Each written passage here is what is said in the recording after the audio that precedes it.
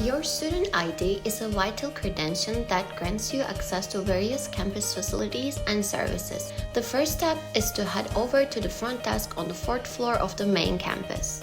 Once you reach the front desk, our friendly student ambassador will be ready to assist you. The student ambassador will guide you through taking your picture for your student ID. After taking your picture, the college will begin processing your student ID.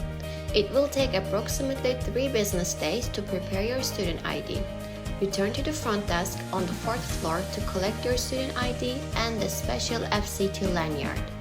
But before the front desk can give you your student ID, you will be asked to sign a form regarding your responsibilities. Your student ID card has a replacement fee of $20 if you happen to lose it. So, it's important to keep it safe and secure. Congratulations! You now have your student ID. Enjoy all the perks and benefits that come with being a student at Fleming College, Toronto.